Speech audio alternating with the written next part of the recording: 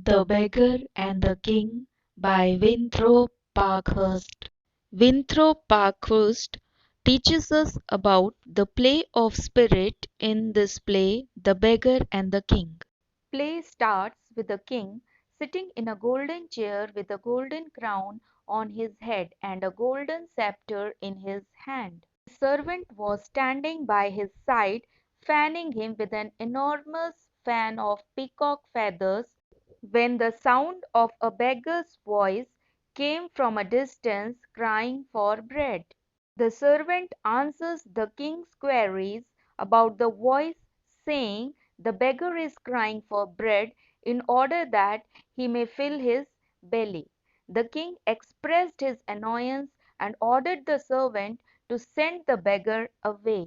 The servant tells the king that the beggar has been sent away several times, yet he returns again, crying louder than he did before. The king ordered to lash his body with spears for his impudence, but he came back healed even after guards blooded their swords many times and drove him away from the palace gate. Then the king ordered to bind him and gag him, or to cut his tongue. His tongue was cut, but he has grown another tongue. Having more than one tongue was considered treason, for which he was given death punishment.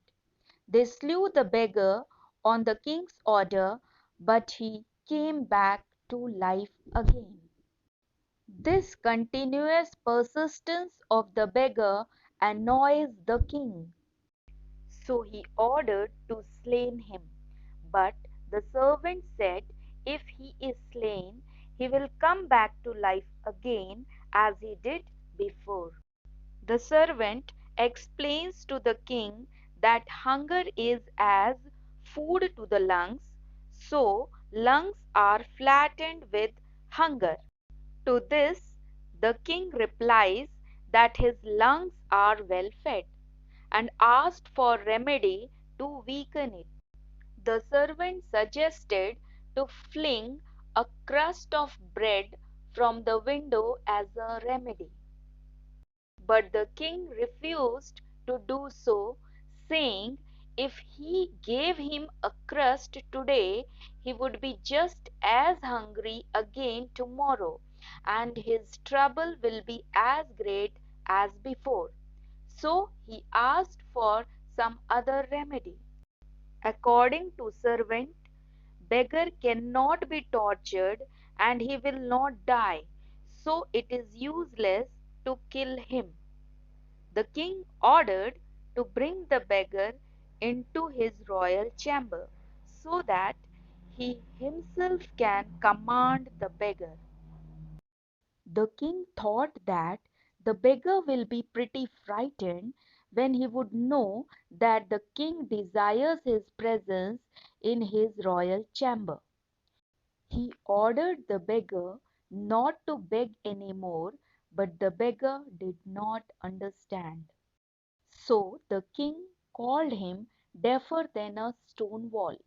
Then the beggar made him aware that he can hear every word perfectly. The king threatens that his tongue shall be cut for his impudence.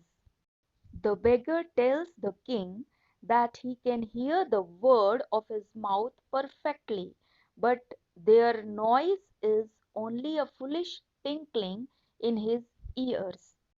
This infuriates the king further, and he says that a lash will tickle his skin if he does not cure his tongue of impudence. He reiterates his orders that he should stop begging any more in the streets for bread, and should signify his obedience by quickly touching his forehead thrice to the floor. The king goes on repeating his command, and so the beggar asks, for what should I touch my forehead to the floor? To this the king replies, in order to seal your promise to your king. The beggar retorts, "But I have made no promise, neither have I any king." He states undaunted that he has made no promise. Why should he do so when he does not acknowledge the king as his king? The beggar defies the king and even commands the king to throw away his crown from his window into the street. The beggar says if the king disobeys his order, he will wish he had never had any crown at all. For his days will be filled with a terrible boding, and his nights will be full of horrors, even as a ship is full of rats. The king ordered his servant to seize the beggar. Then the beggar says one of his servants cannot stop him, neither can 10,000 of them do him any harm. He is stronger than a mountain, he is stronger than a sea. His strength is greater than a mountain, and his words are more fearful than a hurricane. King's servant cannot even touch him, but he can blow over his whole palace with one breath of his mouth. He will not harm the king at once. He will only cry aloud in the streets for bread wherewith to fill his belly. But one day he will not be so kind to the king.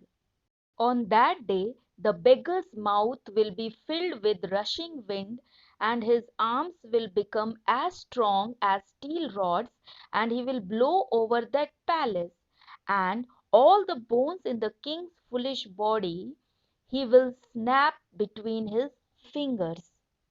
He will beat up a drum, and the king's head will be his drumstick. He will do those things one day.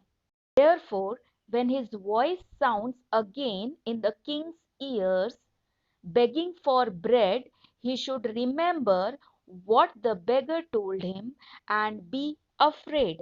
It is with these warnings that the beggar leaves the palace. The beggar left, and the servant stays dumbstruck, staring at the beggar. The king sits in his chair dazed. In a few moments, the king collects his wits and shouts that his servant should run after the beggar and not allow him to escape. The servant says he can neither move or call the guards.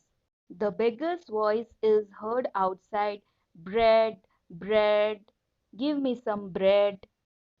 With these words, the beggar's threat reverberates in the king's head. The king turns toward the window, half frightened, and then, almost instinctively, raises his hands towards his crown and seems on the point of tossing it out of the window. But with an oath he replaces it and presses it firmly on his head, saying, "How am I afraid of a beggar?" This behavior of the king shows that the beggar has shaken his confidence to its foundations. He is afraid of the beggar, compelled to obey the beggar, but there is a little of his old self-confidence left in him. That is why he retraces and replaces the crown back on his head. The king is terribly angry and tells the servant to close the window. He can't bear to hear the voice of the beggar again.